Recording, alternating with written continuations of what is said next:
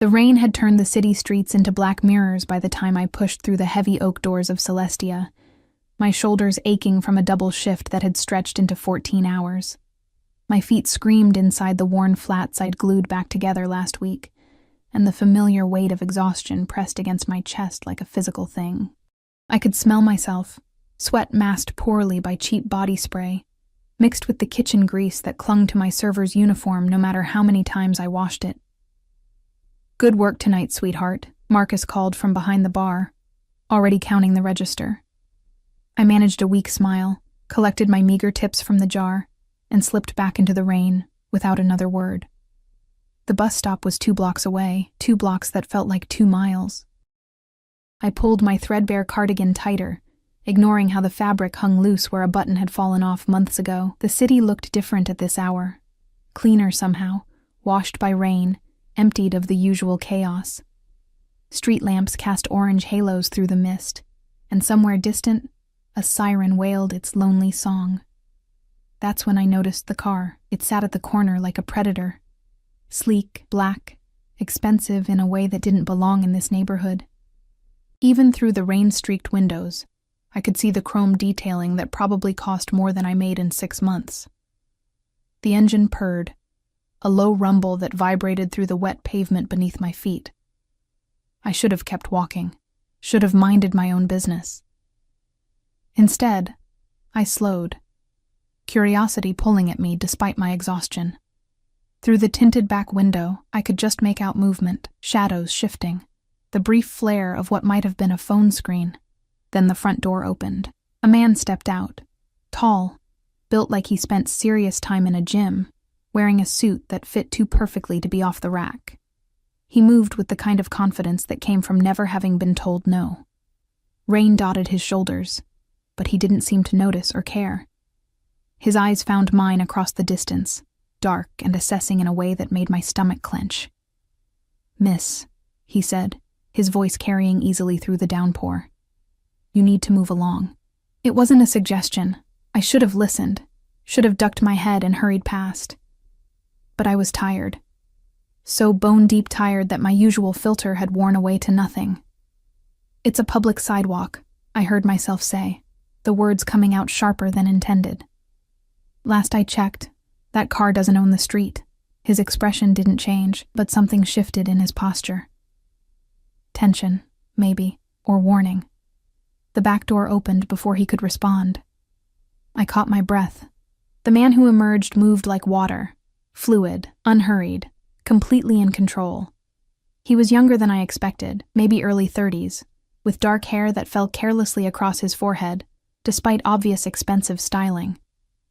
His suit was charcoal gray, perfectly tailored, with a black shirt underneath that made his olive skin seem to glow even in the dim streetlight.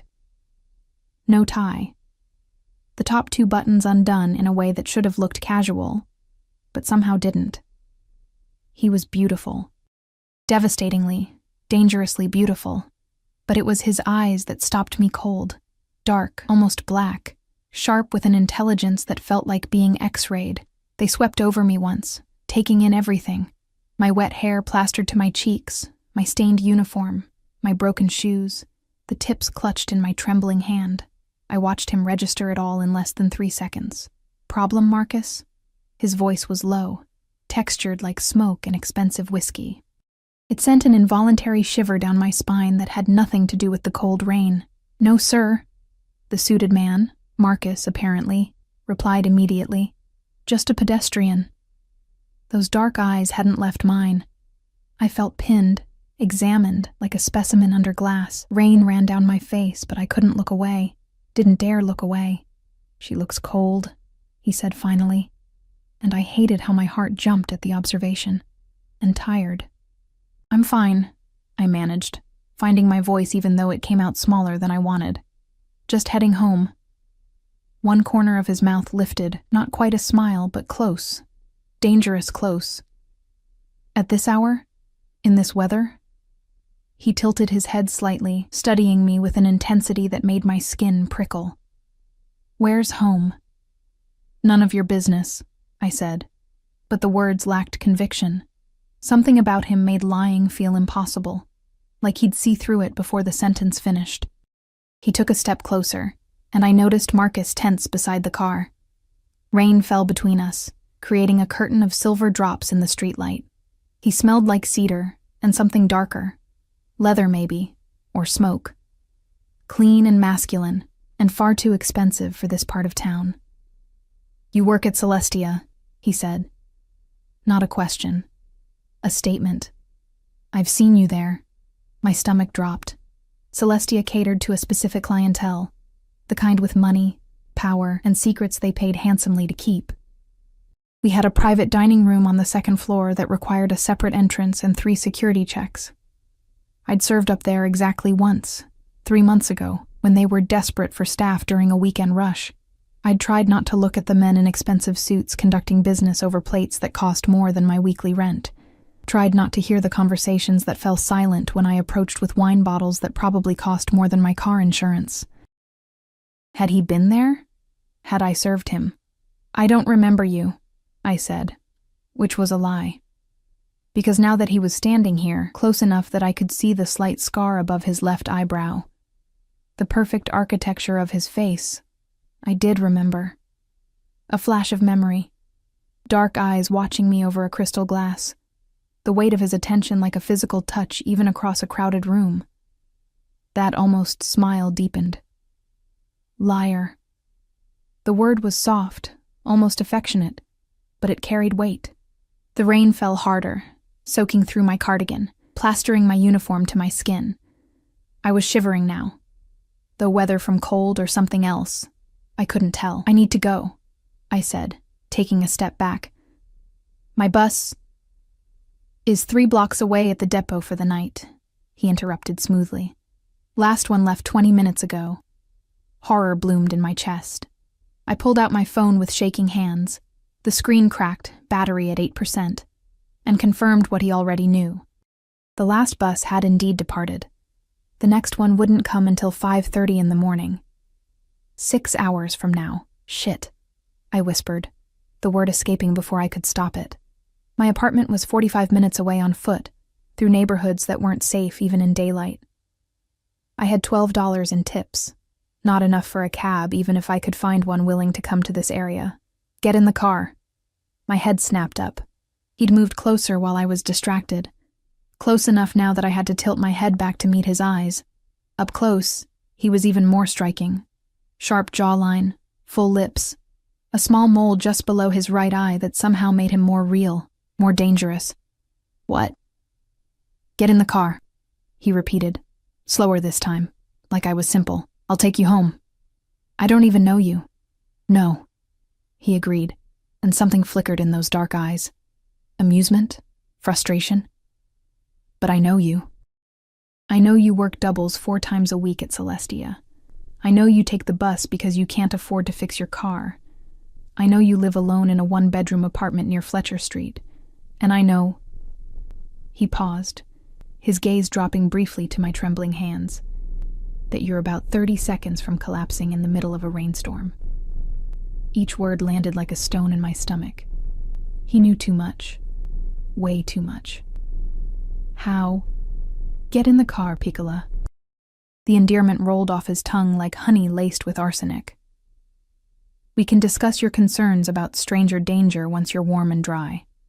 Behind him, Marcus had opened the back door, waiting. The interior glowed with soft amber light, and I could see leather seats, probably heated. Dry. Warm. Every instinct screamed at me to run. This man was dangerous. Everything about him radiated controlled violence barely leashed beneath expensive clothes and cultured speech. The way Marcus deferred to him, the way he spoke with absolute certainty that his commands would be obeyed. The casual knowledge of my life that he shouldn't have had. But I was so tired, so cold, and 6 hours was a long time to wait in the rain. "Just a ride home," I heard myself say.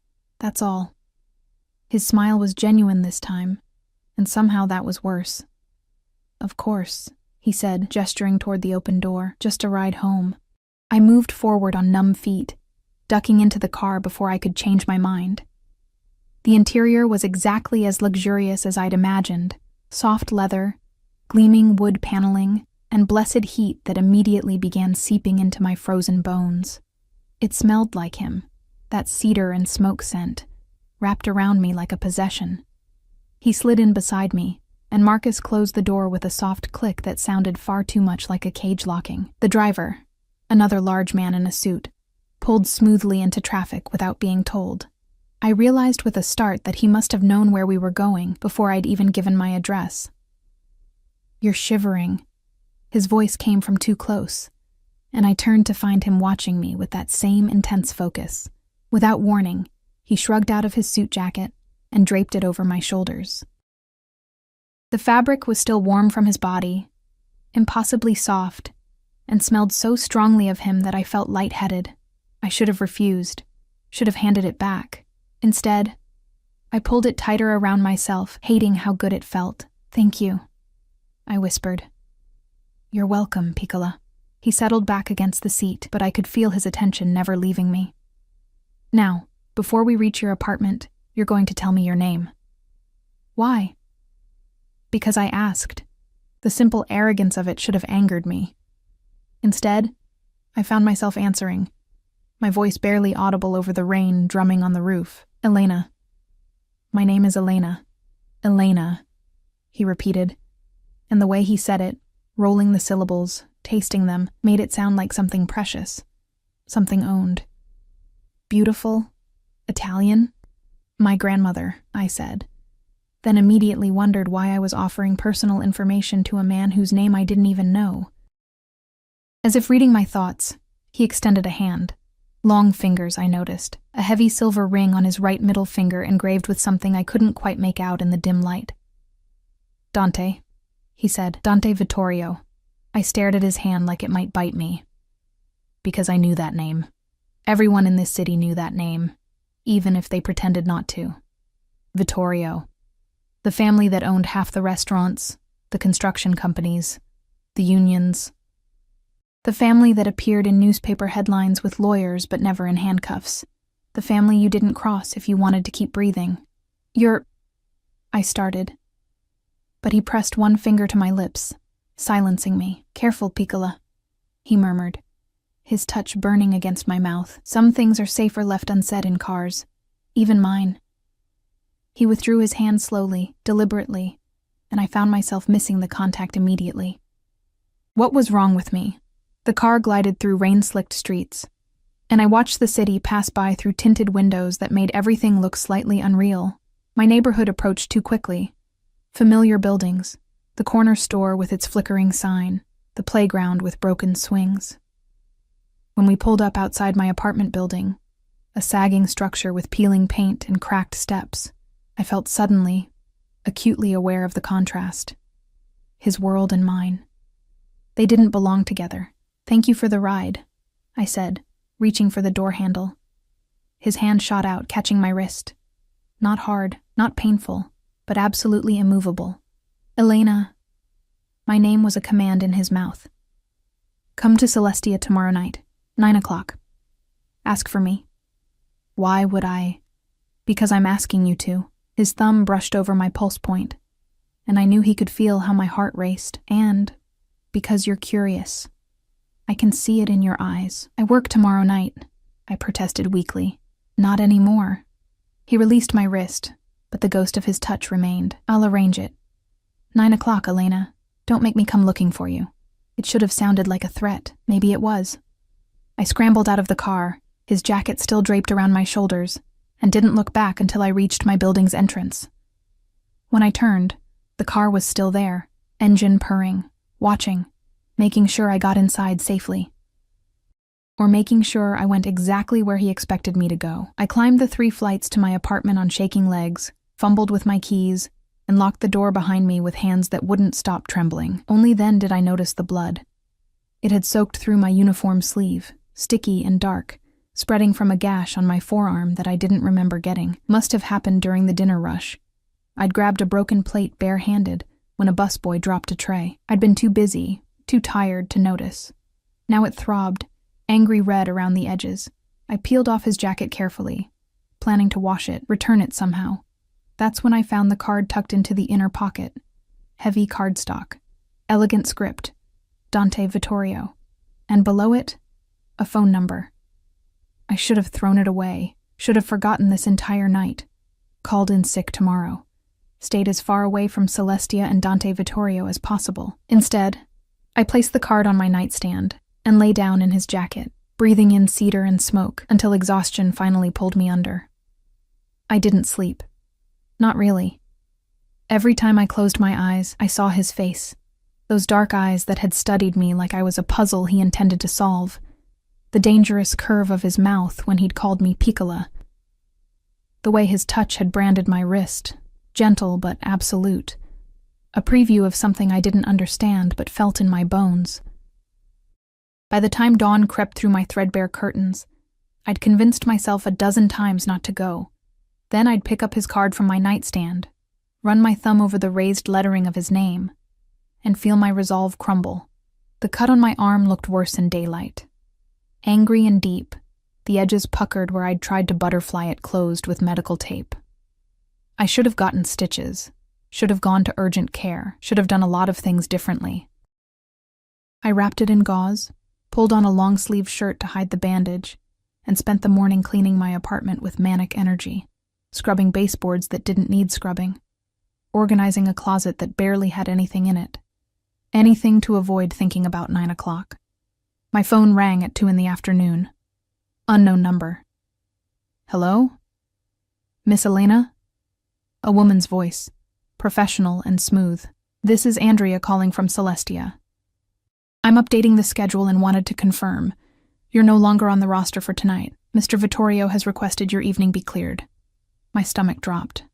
I didn't request. It's already arranged. Your wages for the shift will be included in Friday's payment. Is there anything else I can help you with? The careful politeness couldn't mask the underlying message. This wasn't a conversation. It was a notification. No, I whispered. Thank you. She hung up without another word. I stared at my phone, anger, and something else. Something uncomfortably close to anticipation, warring in my chest. He'd actually done it. Changed my schedule with a single request. Rearranged my life like moving pieces on a chessboard. I should have been furious. Instead, I opened my closet and tried to figure out what you wore to meet a man who'd probably killed people. By 8:30, I'd changed outfits 4 times and settled on the only dress I owned that didn't look like it had been salvaged from a donation bin, a simple black sheath I'd bought for my mother's funeral 3 years ago. It was plain, modest, appropriate for nothing and everything all at once. I'd washed his jacket carefully, dried it on low heat, and now it hung on my arm like borrowed armor as I descended the stairs of my building. The evening air was cool and clear. The rain from last night evaporated into nothing but damp pavement and the lingering smell of wet concrete. The bus ride to Celestia took 40 minutes. I spent every second of it questioning my sanity. The restaurant looked different at night, lit from within like a jewel box, the kind of place I'd never have entered if I didn't work there. Floor-to-ceiling windows revealed glimpses of crystal chandeliers, white tablecloths, patrons who moved with the easy confidence of people who'd never checked a price tag in their lives. I bypassed the main entrance where a host in a tuxedo greeted arriving guests. Instead, I went around back to the employee entrance, the one I'd used 100 times before. My keycard still worked. The lock clicked green, and I slipped inside. The back hallway smelled like garlic and fresh bread, familiar and grounding. I could hear the kitchen in full chaos, the clatter of pans, the shouted orders in English and Spanish, the controlled frenzy of dinner service. Elena? I turned to find Carlos, one of the line cooks, staring at me with wide eyes. What are you doing here? I thought you weren't working tonight. I'm not. I held up the jacket, returning something. His gaze dropped to the expensive fabric in my hands, and his expression shifted into something I couldn't quite read. Concern? Fear? You should go through the front, he said quietly. If you're here for him. My throat went dry. Carlos. Be careful, Elena. He glanced over his shoulder, then back at me. Men like that, they don't just let people walk away. Once you're in, you're in. Before I could respond, he disappeared back into the kitchen, leaving me alone in the hallway with my racing heart and his jacket growing heavier by the second. I made my way through the familiar corridors, past the break room and the manager's office, toward the main dining room. But before I reached it, a hand caught my elbow. Marcus. The man from last night, still in his perfect suit, still radiating barely contained danger. "Miss Elena," he said, and his tone was infinitely more respectful than it had been on the street. "Mr. Vittorio is waiting for you. This way, please." He guided me past the main dining room entirely, toward the private elevator that led to the second floor, the exclusive floor, the one where I'd served exactly once and tried very hard to be invisible. The elevator was lined with mirrors and soft lighting. I watched our reflection rise, me in my funeral dress clutching his jacket, Marcus standing at perfect attention, betraying nothing. "He's been waiting all day," Marcus said suddenly, his eyes still forward. "I've worked for Mr. Vittorio for 8 years. I've never seen him wait for anyone." I didn't know what to say to that, so I said nothing. The elevator doors opened directly into a private dining room that stole my breath. It was smaller than I remembered, more intimate. A single table set for 2 near floor-to-ceiling windows that overlooked the city lights. Candles flickered in crystal holders. A bottle of wine, probably worth more than my monthly rent, breathed on the table. And there, standing by the window with his back to me, was Dante Vittorio.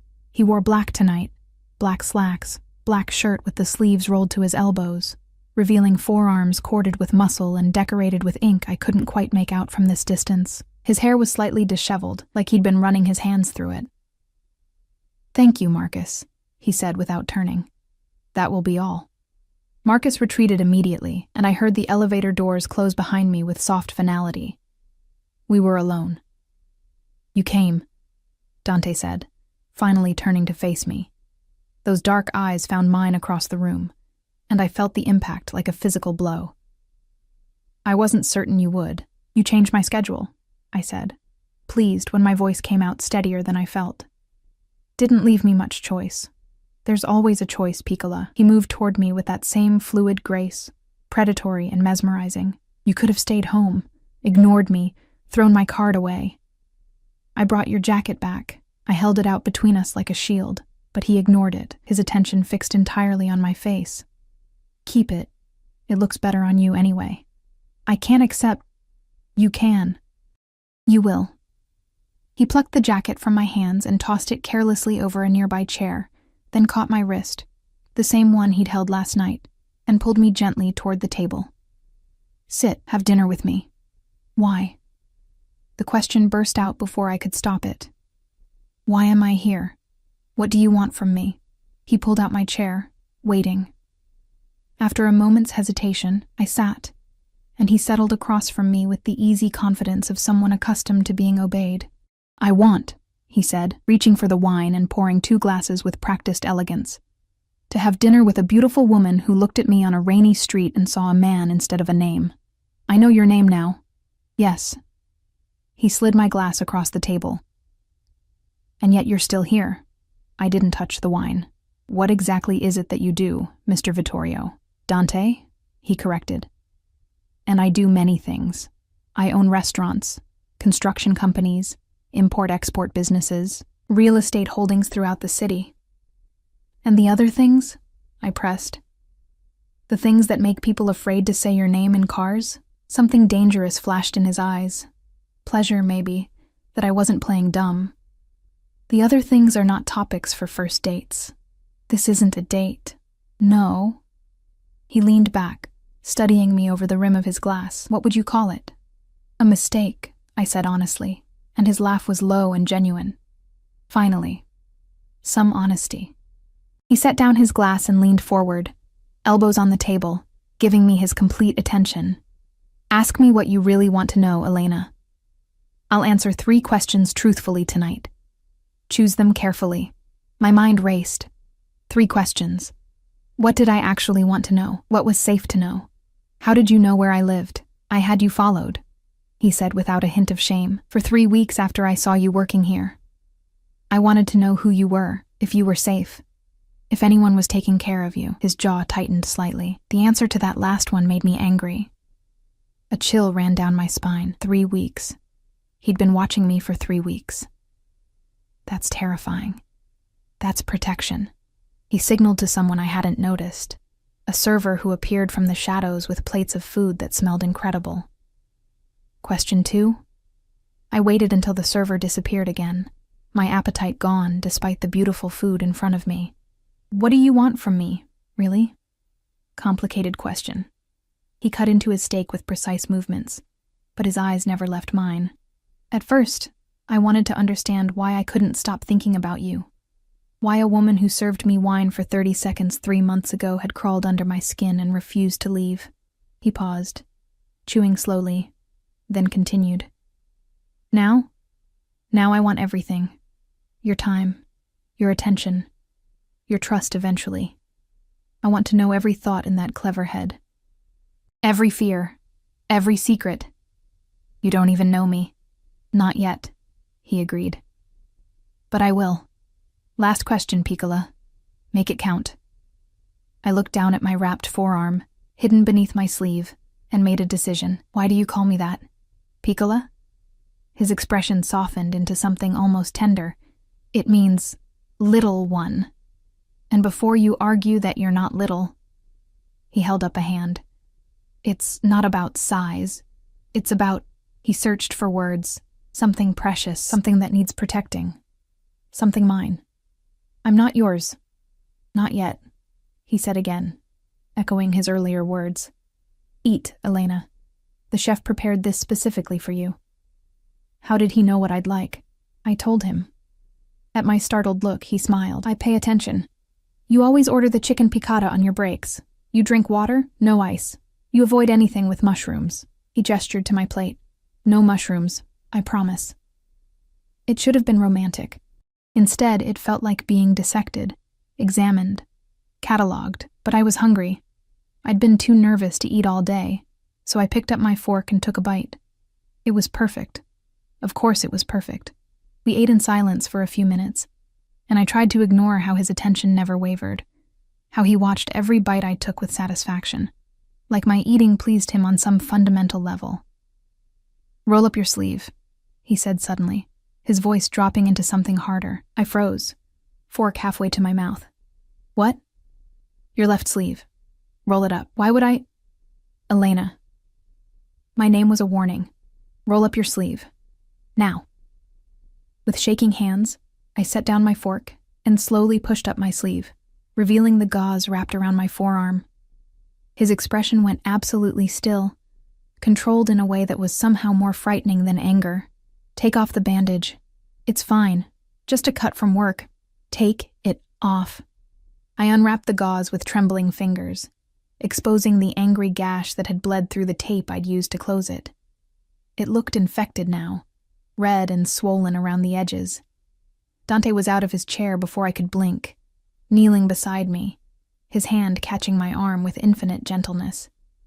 His thumb traced the air above the wound, careful not to touch it. How? The word came out flat, deadly. How did this happen? I grabbed a broken plate during service. Yesterday. I didn't realize. You didn't realize you'd been cut deep enough to need stitches? His eyes lifted to mine, black with fury that I instinctively knew wasn't directed at me. You wrapped this in tape and went home in the rain? Worked a double shift injured? I couldn't afford urgent care, I said quietly. And it's fine. It'll heal. Marcus. His voice cracked through the room like a whip. The elevator doors opened immediately. Had Marcus been waiting there the entire time? And he appeared in the doorway. Get Dr. Russo here. Now. Tell him it's urgent. Sir, it's almost 10. I don't care if it's 3 in the morning. Get him here in the next 20 minutes or I'll burn his practice to the ground. Dante hadn't looked away from my arm, his jaw set in a way that made him look capable of extreme violence, and find out who was managing the floor at Celestia last night. I want their name. Right away, sir. Marcus vanished, and I tried to pull my arm back. You don't need to. This is ridiculous. It's just a cut. Sit down. The command in his voice froze me in place. You're not leaving until you explain that bruise. My blood went cold. What bruise? His fingers, still impossibly gentle, pushed up my sleeve higher, revealing the yellow-green shadow of an old bruise on my upper arm. one I'd forgotten about, from where I'd bumped into a door frame carrying a heavy tray last week. "This one," he said softly, dangerously. "And don't lie to me, Elena. I'll know." The air between us felt charged, electric. Dante's fingers still hovered near the faded bruise, his touch feather-light, but his gaze heavy as iron. I could see the controlled fury in the set of his shoulders, the tension in his jaw, and something else. Something possessive and primal that made my breath catch. "It's from work," I said quickly. "I hit a door frame carrying a tray. It happens all the time in restaurants. It's nothing. Nothing." He repeated the word like it tasted bitter. "You work yourself to exhaustion, cut yourself on broken plates, bruise yourself carrying trays that are too heavy, and it's nothing. It's my job. Not anymore." The words hung in the air between us, absolute and terrifying. I jerked my arm back, finally breaking his hold, and stood on shaking legs. You don't get to make decisions about my life." "Sit down, Piccola." He rose to his full height, and I was reminded viscerally of the difference between us, not just physically, though he towered over me, all controlled strength and coiled danger, but in every way that mattered. Power, money, the casual certainty that the world would bend to his will. "No." The word came out stronger than I felt. "I came here to return your jacket and have dinner. That's all. I don't know what you think this is, but I'm not some project you can fix, or person you can control just because you decided to notice me." His expression shifted, something like admiration flickering through the anger. "There she is, the woman who told me off in the rain. I was wondering where she'd gone. I'm leaving." "You're not." He moved between me and the elevator with predatory speed. "Not until Dr. Russo looks at that arm. Not until we discuss your employment situation. And certainly not until you understand something very clearly." "Understand what?" He stepped closer, close enough that I could smell cedar and smoke, close enough that I had to tilt my head back to maintain eye contact. "That from the moment you got in my car last night, you became my responsibility, mine to protect, mine to care for, and I take care of what's mine." "I'm not." "Yes," he interrupted, his voice dropping to something almost tender. "You are. You just don't know it yet." The elevator chimed before I could respond. An older man emerged, carrying a medical bag, his salt and pepper hair slightly mussed like he'd dressed in a hurry. He took one look at Dante's expression and moved immediately to my side. "Miss," he said gently, setting his bag on the table. "I'm Dr. Russo. May I examine your arm?" I wanted to refuse, wanted to storm out, take the stairs if I had to, get as far away from Dante Vittorio and his overwhelming intensity as possible. But the cut throbbed, angry and hot, and the doctor's kind eyes reminded me of my grandfather. "Fine," I whispered, sinking back into my chair. Dr. Russo worked efficiently, his touch professional and careful. He cleaned the wound. I hissed at the sting of antiseptic, and examined it with a small flashlight. "It's infected," he confirmed, glancing at Dante. "Not badly, but it needs proper care. Should have had stitches immediately. I can close it now with butterfly strips and surgical glue, but there'll be a scar." "Do whatever you need to do," Dante said from behind me. I felt his presence like heat, standing close enough that his hand came to rest on the back of my chair. "Possessive. Protective. And give her antibiotics, the strongest you have." "That's not necessary," I started. But Dante's hand moved to my shoulder, a gentle pressure that somehow commanded silence. "It's necessary." Dr. Russo worked quietly, closing the wound with practiced efficiency. I watched his hands instead of looking at Dante, trying to ignore how my shoulder burned where he touched me, even through fabric. "You need to keep this dry for 48 hours, Dr. Russo said, wrapping fresh gauze around my forearm. "Take the antibiotics twice a day with food. If you see any red streaks spreading from the wound, or if you develop a fever, call me immediately." He handed me a card and a bottle of pills from his bag. "My personal number, day or night." "Thank you," I managed. He packed up his supplies, accepted what looked like several $100 bills from Dante without counting them, and left as quickly as he'd arrived. The elevator doors closed, and we were alone again. "You didn't have to do that," I said quietly, not looking at him. "I would have taken care of it." "When?" His hand slid from my shoulder down my arm, carefully avoiding the fresh bandage until his fingers intertwined with mine. "Between your double shifts, with the money you don't have, stop being stubborn and let someone help you for once in your life." "Why do you even care?" I turned to face him finally, exhausted and confused and overwhelmed. "You don't know me. You don't know anything about my life or what I need, or I know you haven't been to a doctor in 3 years because you can't afford insurance."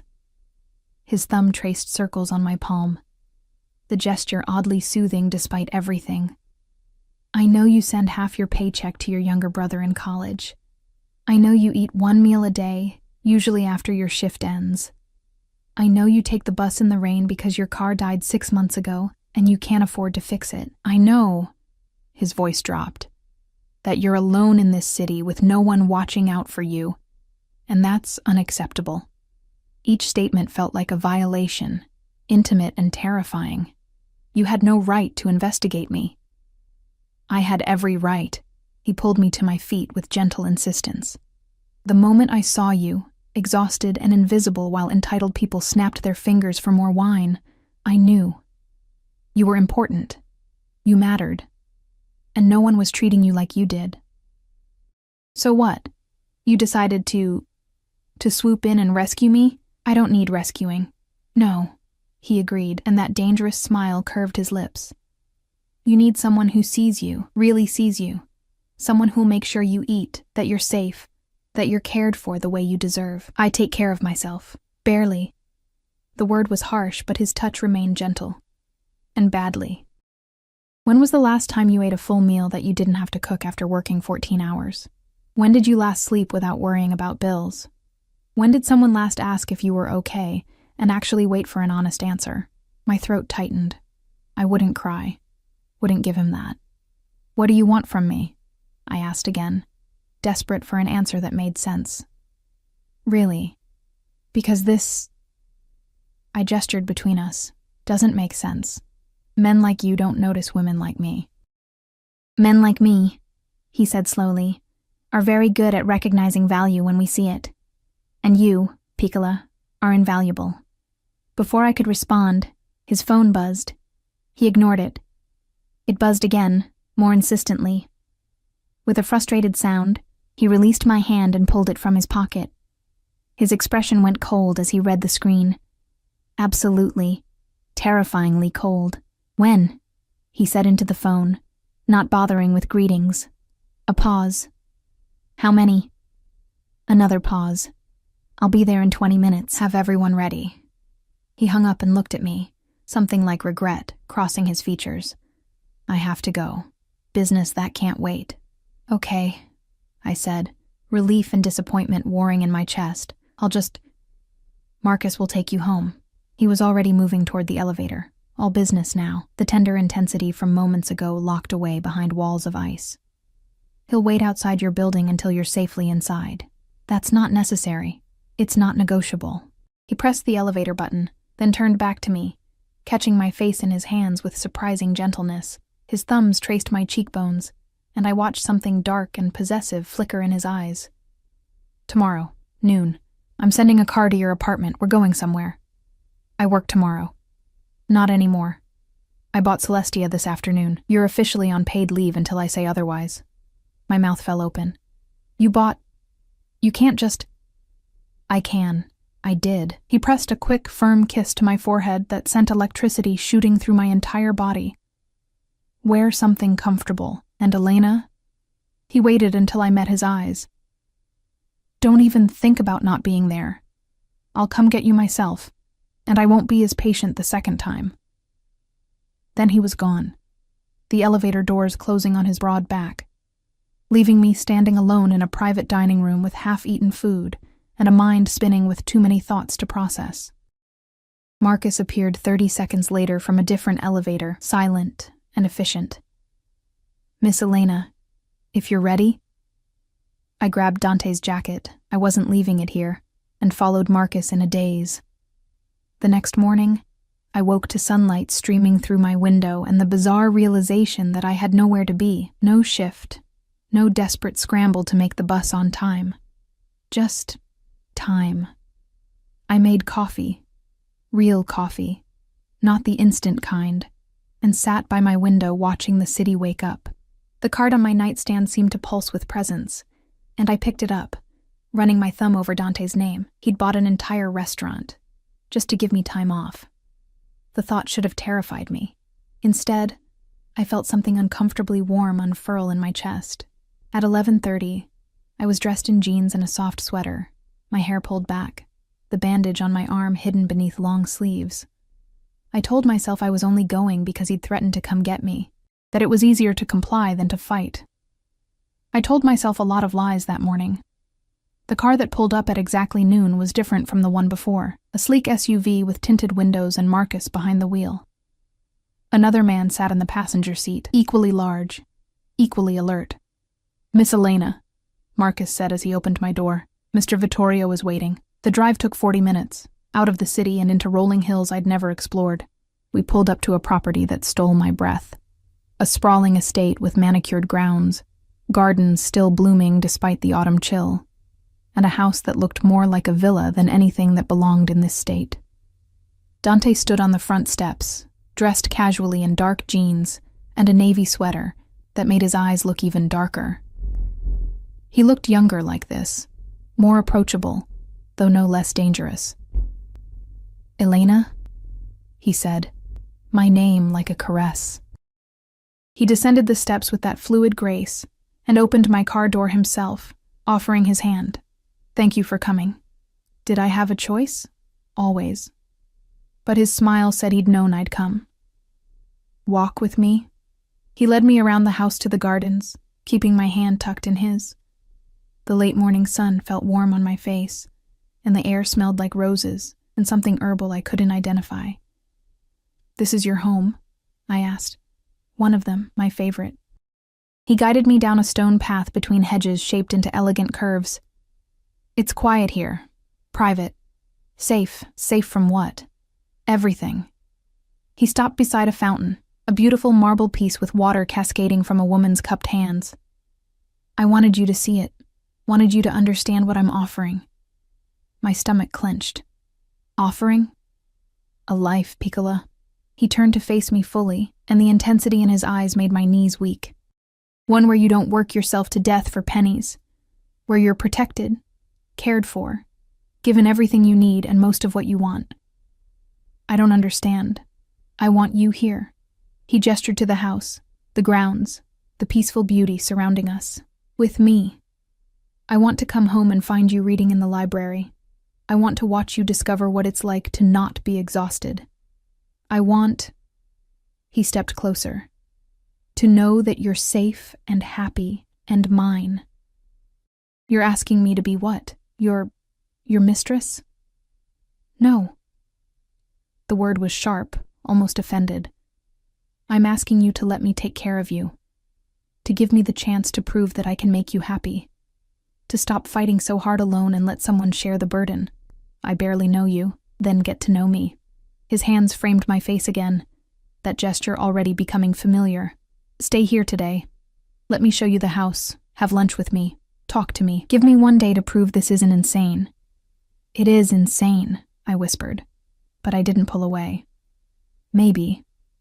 His thumb traced my lower lip, and I felt the touch everywhere. "But you're still here. You got in the car. You let me hold your hand. Part of you knows, Elena, knows this is right, even if it shouldn't be." A phone rang. His again.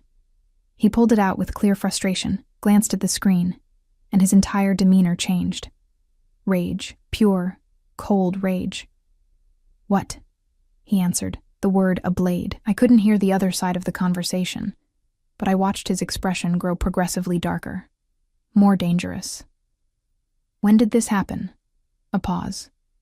"Is he still breathing?" Another pause. "Keep him that way. I'm coming." He hung up and looked at me, and I actually stepped back from what I saw in his eyes. "I have to go," he said, his voice carefully controlled. "Something's happened. Something that requires my immediate attention." "Okay," I managed. Marcus will take you home. I'll call you tonight. He pressed his phone into my hand, an expensive model, probably worth more than 3 months of my old salary. My number's programmed in. If you need anything, and I mean anything, you call me. Understood? I nodded, unable to find words. He kissed my forehead again, lingering longer this time, then strode toward a garage that opened to reveal several cars. He chose a low black sports car that roared to life like something feral. Then he was gone, leaving me standing in his garden holding his phone, wondering what the hell I'd gotten myself into. Marcus drove me home in silence, but I caught him watching me in the rearview mirror more than once. His expression was carefully neutral, but I sensed something beneath it. Concern, maybe, or warning. How long have you worked for him? I asked as we merged onto the highway back toward the city. 8 years, miss. And in those 8 years, has he ever... I struggled for the right words. Has he ever done this before? Brought someone to his home like this? Marcus was quiet for so long I thought he wouldn't answer. Then... No, miss. Never. The weight of that single word settled over me like a blanket. Never. I was the first. The only one he'd brought to his favorite place. His sanctuary. I should have felt special. Instead, I felt trapped. Back at my apartment, I stood in the center of my tiny living room, holding Dante's phone like it might explode. The screen lit up every few minutes with messages, most in Italian, some in English, all seeming urgent and vague, names I didn't recognize, times, addresses. The language of a world I didn't understand and probably shouldn't want to, but I did want to. God help me. I wanted to understand him. The phone rang at 8 that evening. His name on the screen made my heart lurch. Hello? Elena.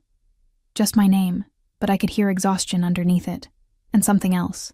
Anger, barely leashed. Are you home? Safe? Yes, Marcus made sure I got in okay. Good. A long pause filled with background noise. Men's voices, the slam of a door. Sounds I couldn't identify. I'm sorry about today. I wanted to show you the rest of the house. The library. There's a conservatory that gets afternoon light. You would have loved it. What happened? I asked before I could stop myself. Whatever called you away, is it handled? It will be. His voice dropped into something darker. Someone made a mistake. A very costly mistake. They're learning the price of it now. I should have been horrified. Should have hung up, blocked his number, maybe called the police. Instead, I sank onto my threadbare couch and asked, "Are you okay?" Silence. Long enough that I thought the connection had dropped. No one's asked me that in a very long time, he said finally, and something in his voice made my chest ache. I'm fine, Piccola. Tired, frustrated, wishing I was having dinner with you instead of dealing with idiots who don't understand loyalty. Loyalty seems important to you. It's everything.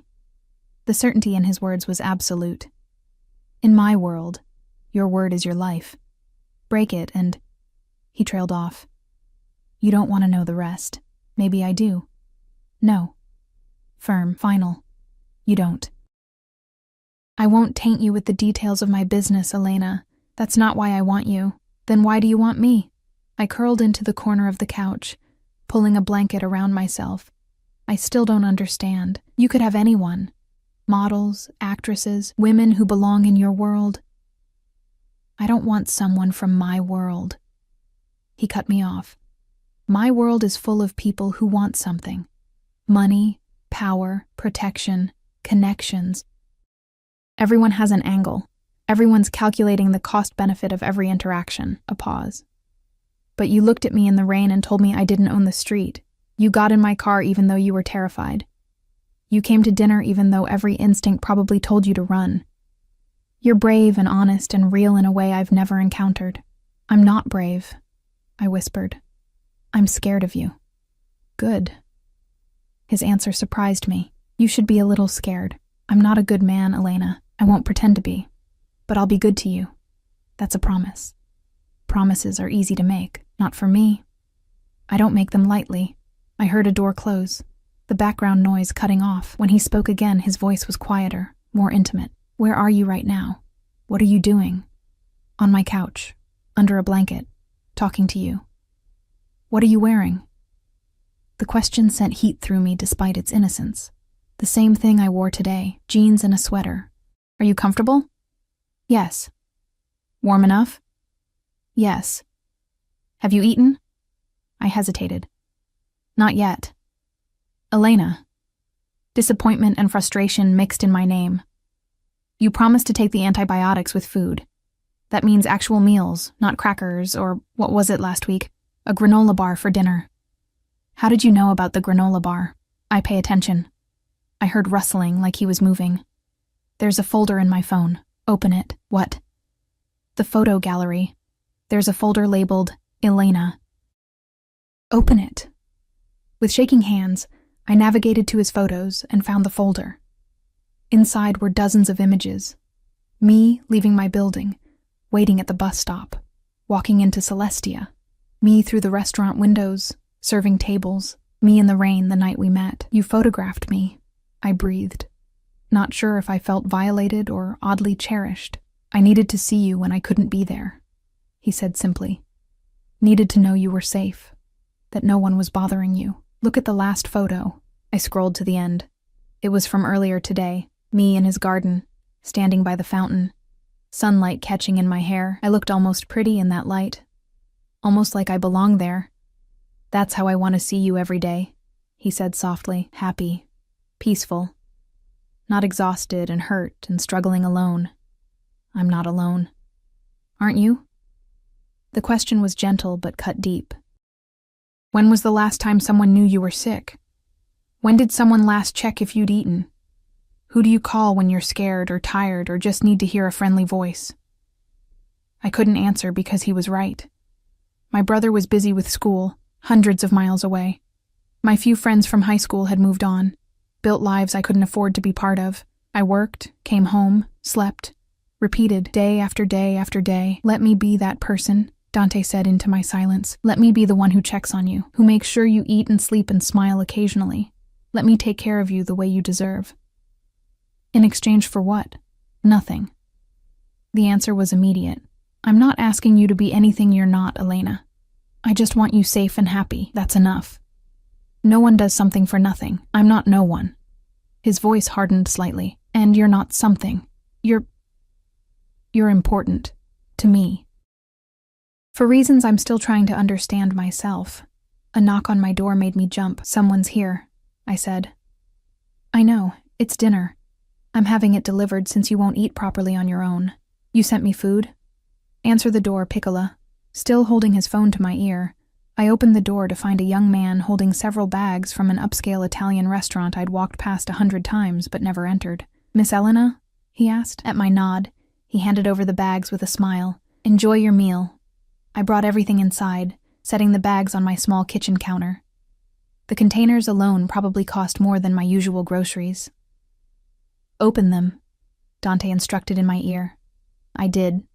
Chicken piccata, my favorite. Fresh bread still warm, a Caesar salad, tiramisu, even a bottle of sparkling water with no ice. Exactly how I preferred it. How did you... I pay attention, he repeated. Now eat. I'll stay on the phone with you. You don't have to. I want to. Eat, Elena. Let me have this much at least. So I did.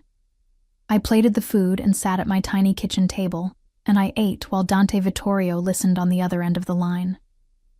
Sometimes he asked questions about my brother, about my childhood, about books I liked or places I'd never been but wanted to see.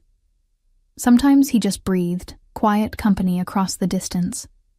It was the strangest, most intimate meal I'd ever had. Better? He asked when I'd finished. Yes. Thank you. Good.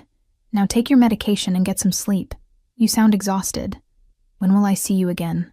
The question escaped before I could stop it, and his sharp intake of breath told me he'd heard the longing I hadn't meant to reveal.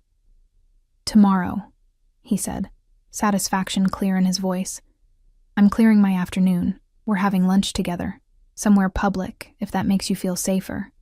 Okay? Okay? He echoed. Sleep well, Piccola. Dream of gardens and sunlight. What will you dream of? You, he said simply. I always dream of you now. He hung up before I could respond, leaving me standing in my kitchen with his phone still pressed to my ear and my heart doing complicated things in my chest. The next 2 weeks fell into a pattern that felt inevitable, like gravity. Dante took me to lunch, then dinner, then breakfast at a cafe where he watched me eat French toast with the same intensity most people reserve for art. He sent food when I was home, called every night to make sure I was safe. Appeared at random times with gifts I tried to refuse. A new coat when mine tore, books I'd mentioned wanting to read, a ridiculously expensive heating pad when I mentioned my shoulder hurt. "I don't need all this," I protested one evening as he handed me a box containing boots that probably cost more than my monthly rent. "But you want them," he countered.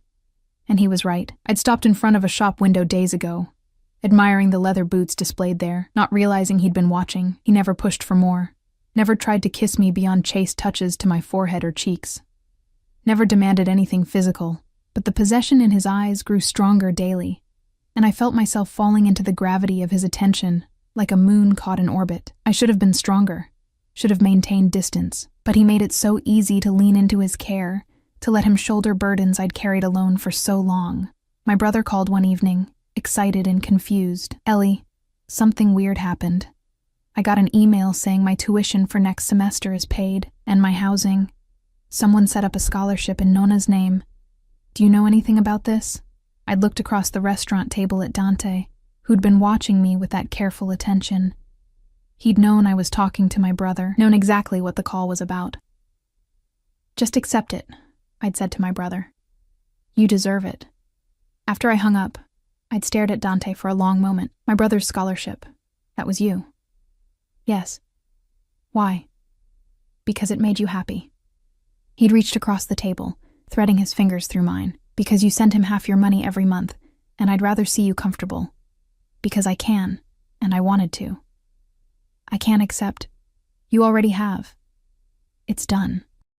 His thumb traced patterns on my palm. "Let me do this, Elena. Let me take care of the people you love." That was the moment I realized I was in trouble. Real, serious trouble, because the look in his eyes wasn't just possession or attraction, it was devotion, pure and absolute, and I was starting to crave it like oxygen. The call came on a Wednesday evening. I was at his estate. I'd been spending more time there, drawn by the peace and the library he'd promised.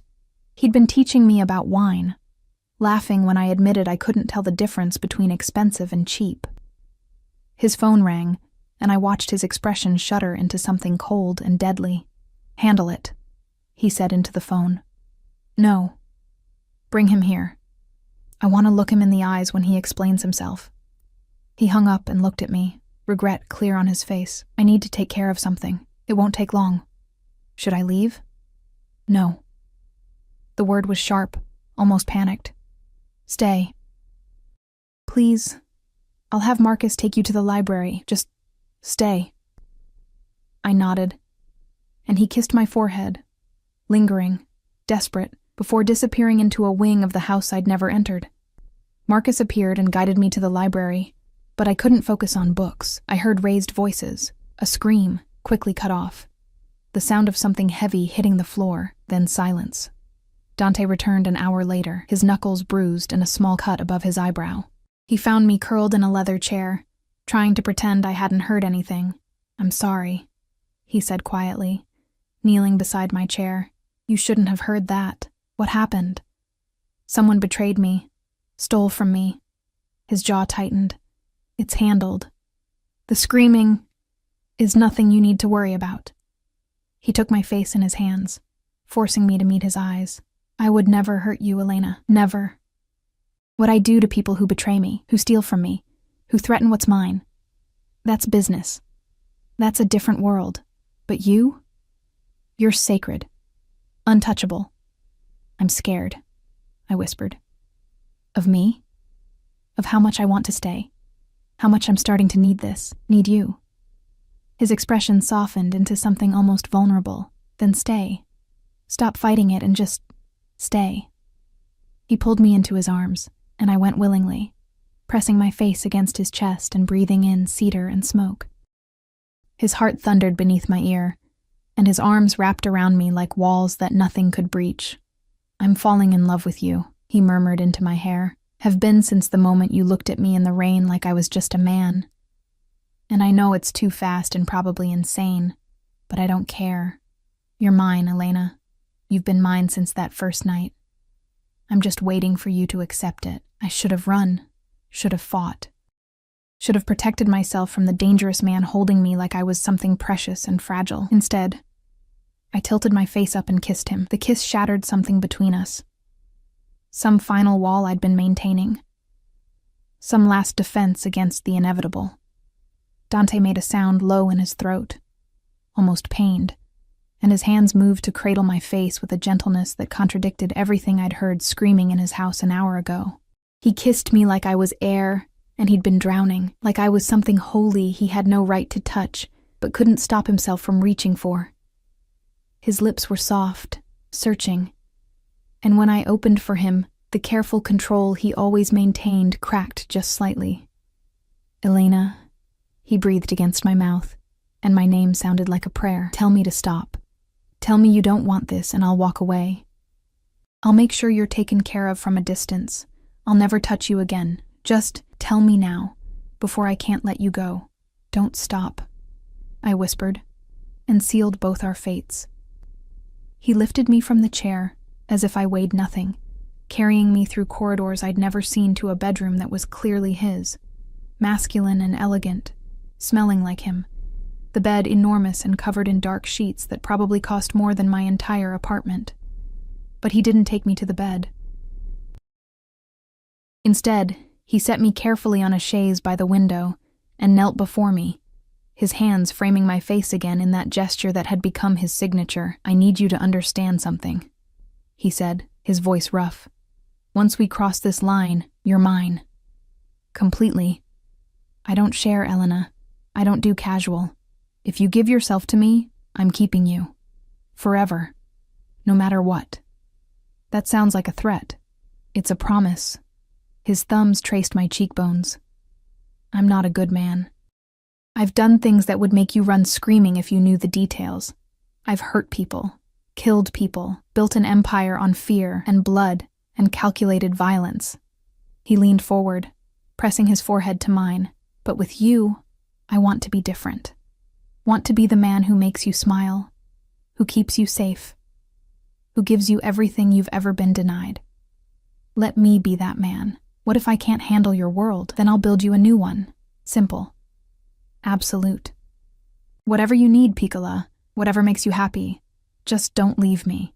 The vulnerability in his voice undid me completely. This powerful, dangerous man was kneeling at my feet, offering me everything, asking for nothing but my presence. I'm not going anywhere, I said, and kissed him again. This time, when he laid me on his bed, there was no hesitation, no more walls, just skin and breath and whispered promises in Italian that I didn't understand but felt in my bones. He touched me like I was something rare, something precious, mapping every inch of me with hands that could kill, but chose only to worship. And when we finally came together, when he pushed inside me with agonizing slowness, and I felt truly claimed for the first time in my life, he buried his face in my neck and said 3 words that changed everything. Mine. Finally mine. I woke to sunlight streaming through floor-to-ceiling windows and Dante's arm heavy across my waist, his body curved protectively around mine. For a moment, I just breathed, processing what had happened, what I'd done, what I'd become, his. The word should have felt like chains. Instead, it felt like safety. You're thinking too loud, he murmured against my shoulder, his lips brushing my skin. I can practically hear your brain spinning. I'm trying to figure out what happens now. Now? He rolled me to face him, and I was struck again by how beautiful he was in the morning light. Younger, more open, the dangerous edges softened by sleep. Now you move in, officially. We'll have Marcus collect your things today.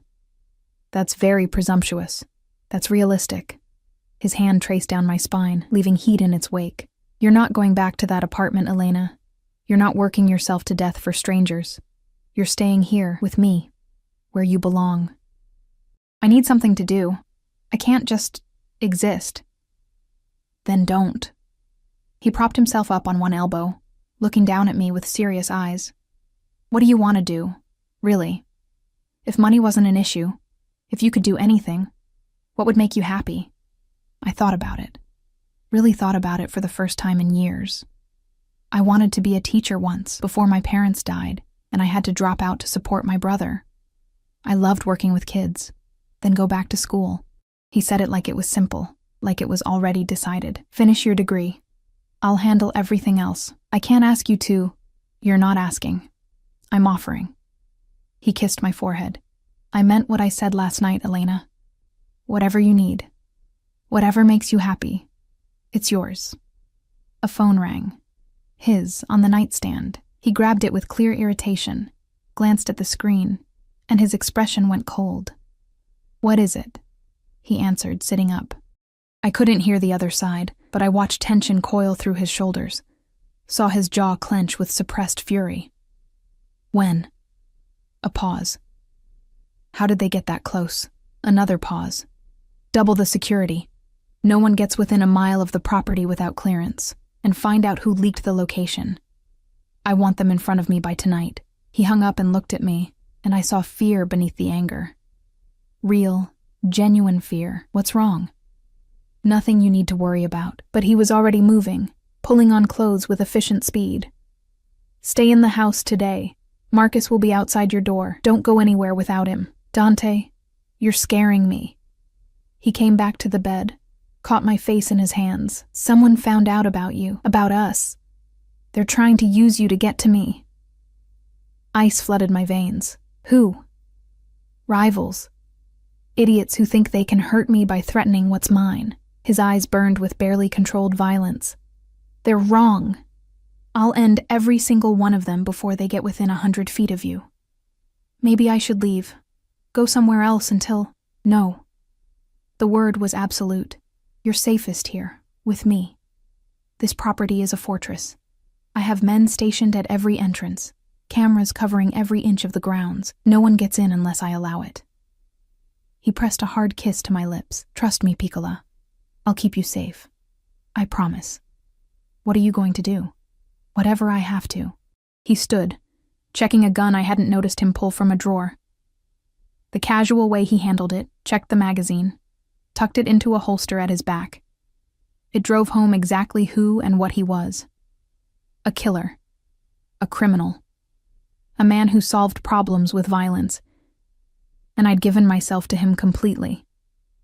I love you, I said suddenly, the words escaping before I could question them. I know it's fast and probably stupid, but I do. I love you. He froze, something vulnerable and almost shocked crossing his face. Then he was back at the bed, kissing me with desperate intensity. Say it again, he demanded against my lips. I love you. Again. I love you, Dante. He made a sound almost like pain, and held me so tightly I could barely breathe. I'll burn the world down before I let anyone take you from me, he whispered. Every single person who threatens you will die screaming. That's what you mean to me. That's how much I love you. Then he was gone, and I was left alone in his bedroom, processing the fact that I'd just confessed love to a man who promised murder as easily as other men promised flowers. The day stretched endlessly. Marcus stood outside my door, silent and watchful. I tried to read, to eat the breakfast that appeared on a tray, to do anything but imagine what Dante was doing and to whom. My phone rang at 2 p.m. My phone, the one Dante had given me, that only he had the number to. Hello? Elena. A voice I didn't recognize, smooth and cold. You don't know me, but I know you. I know you're very important to Dante Vittorio. Important enough that he might listen to reason for once. My blood turned to ice. Who is this? Someone who has something he wants. Someone who'd like to make a trade. A pause. You. For the territory he took from me last month. Simple exchange. No one has to get hurt. I'm not. He won't. Oh, he will. The voice was certain. He'll give me everything I ask for and more. Because you're his weakness, Elena. And in our world, weaknesses get exploited. The line went dead. I dropped the phone like it burned, my hands shaking violently. They knew my number. Knew my name. Knew exactly how to hurt Dante. Marcus burst through the door before I could move. Miss Elena, we need to move you. Now. Someone called. They threatened. I know. The line was monitored. He was already guiding me out of the room, down corridors I'd never been through. Mr. Vittorio is on his way back. We're taking you to the safe room until he arrives. The safe room turned out to be exactly what it sounded like. A windowless space deep in the house with reinforced walls and multiple locks. Marcus sealed me inside with a promise that Dante was minutes away. I sat in the silence, hugging my knees, and tried not to think about what kind of life I'd chosen, what kind of danger I'd walked into with open eyes. The locks disengaged 15 minutes later. Dante stood in the doorway, and I'd never seen him look like this. Disheveled, blood on his shirt. Not his, I hoped. Eyes wild with something between rage and terror. "Elena," he breathed, and I launched myself at him. He caught me, held me so tightly my ribs ached, his face buried in my hair. "You're okay. Thank God you're okay. They called me, threatened to trade." "I know," I heard. He pulled back just enough to examine me, hands running over my arms, my face, checking for injuries that weren't there. "They're dead. All of them. I made sure they understood the price of threatening what's mine before I ended them." I should have been horrified, should have recoiled from the casual way he discussed murder. Instead, I felt only relief that the threat was gone. "Is it over?" "For now." He cupped my face, forcing me to meet his eyes. "But there will always be threats, Elena. Always someone trying to find a weakness to exploit. That's the reality of my life, of our life, if you choose to stay. If I won't trap you." His voice was raw, honest. "If this is too much, if you want out, I'll set you up somewhere safe. Somewhere no one will ever find you. I'll make sure you're protected and provided for. But I'll let you go, because I love you too much to watch you break trying to survive my world."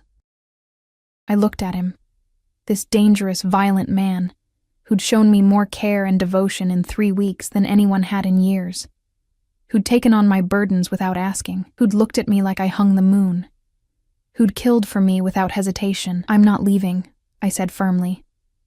"I'm scared, yes, but I'm not leaving. You're mine too, Dante, and I don't let go of what's mine either." The smile that broke across his face was brilliant, transforming him into someone younger and lighter. "Marry me."